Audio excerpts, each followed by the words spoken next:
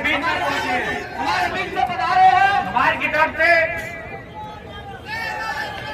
आकाश गुर्जर जी को श्रद्धा सुमन अर्पित करते हुए हमारे चंद्रशेखर आजाद जी, मैं सभी लोगों से अनुरोध करता हूँ, मैं सभी लोगों से आग्रह करता हूँ कि मीडिया के लोगों को भी स्थान दें। अनुशासन बनाए रखे सभी साथी। मंच पे जितने भी लोग हैं उनको निवेदन है कि सभी लोग नीचे हो सभी जाएं। साथी मंच से पीछे चले जाए, सभी लोग बैठ जाए। जो भी खड़े हैं इतनी अच्छी व्यवस्था की गई है पंडाल में, इतनी अच्छी व्यवस्था बैठने की गई है। सभी से अनुरोध करते हैं, सबसे आग्रह करते हैं कि सब लोग नीचे बैठ जाए। अपने ये कार्यक्रम आपका है, ये कार्यक्रम आपका है, समस्त परिवार समाज का है, समस्त बहुजन समाज का है। सभी साथी बैठ जाए।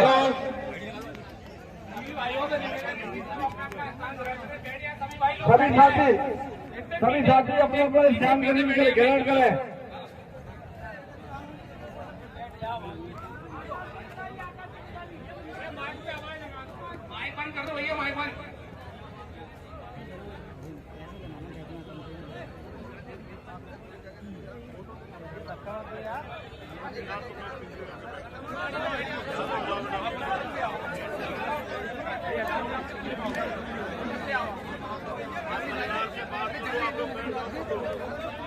मैं भी उनकी मां को सुन रहा था। मेरे जरिए, मेरे कहने के बाद हजारों लाखों लोग इस बात को सुनेंगे कि आकाश के साथ क्या हुआ।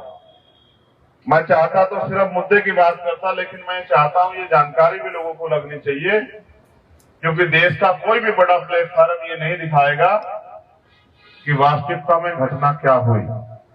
हमारे पास सुनने वाले लोग ज्यादा हैं, तो हमारे द्वारा बताए जाने पर बहुत सारे लोगों तक ये बात जानकारी पहुंचेगी कि किस तरह इस परिवार में अन्याय था, किस तरह से एक मां ने अपने बेटे को खो दिया, एक पिता ने अपने बेटे को खो दिया, छोटे छोटे भाइयों ने अपने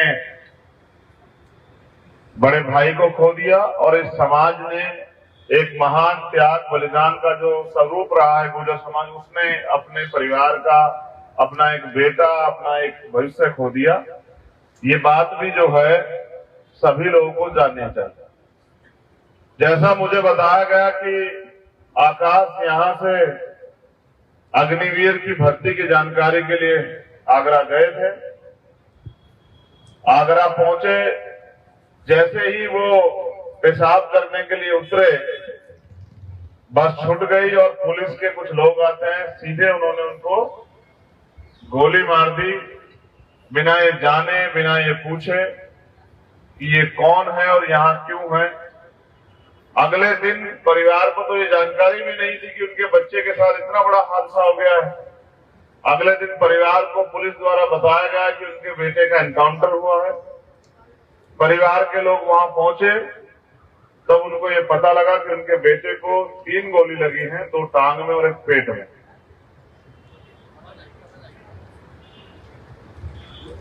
मैं उस मां की हिम्मत और ताकत की दाद देता हूं जिसने अपने खून को इस हालात में देखा होगा कि किस तरह से एक देश के लिए सेवा करने की भावना लेके जो बच्चा गया, जो भावना इस पूरे समाज में लंबे समय से रही है, इतिहास इस बात का गवाह। कोतवाल धन सिंह गुर्जर के नेतृत्व में 1857 की पहली क्रांति शुरू हुई। उन्हीं के बलिदान ने, उन्हीं के विद्रोह ने इस देश को आजाद कराया। ये कहने में मुझे कोई गुरेज नहीं। और इतिहास में जब हम पढ़ते हैं तो मां पन्नाधाय का भी उदाहरण हमें मिलता है, किस तरह से इस समाज ने अपनी जान को, अपने खून को कुर्बान करके अपनी राष्ट्रभक्ति और अपने वफादारी का भी परिचय दिया। तो वो उस मां और पिता के दुख को मैं आत्मसात करता हूं जिन्होंने इस हालात में अपने बच्चे को देखा होगा। और फिर 48 दिन बाद वो हमारे बीच में नहीं रहा। इस बीच इस परिवार ने क्या क्या नहीं सहा होगा, क्या क्या नहीं देखा होगा। जिनको जानकारी लगी होगी, बिना जानकारी की जो अधूरी जानकारी बहुत होती है, उन परिवार ने इस परिवार के बारे में क्या क्या नहीं सोचा होगा। इस बीच मुझे ये भी बताया गया कि उसके पेट में उसकी आंतें निकल गई थी, तो पेट में नली लगी हुई थी। कुछ खिलाने के लिए नाक में मुंह में नली लगी हुई थी। 8 दिन बाद वो होश में आया, उसने बताया कि उसके साथ क्या हुआ।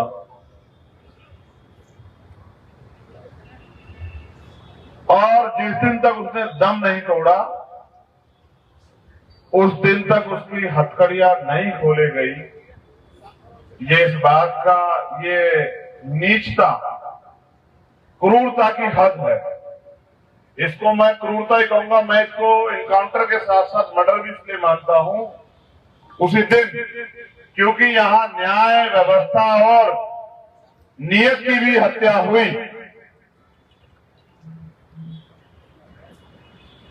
ये परिवार उस बच्चे का इलाज प्राइवेट हॉस्पिटल में कराना चाहता था। पुलिस की तानाशाही की वजह से ये नहीं संभव हो पाया।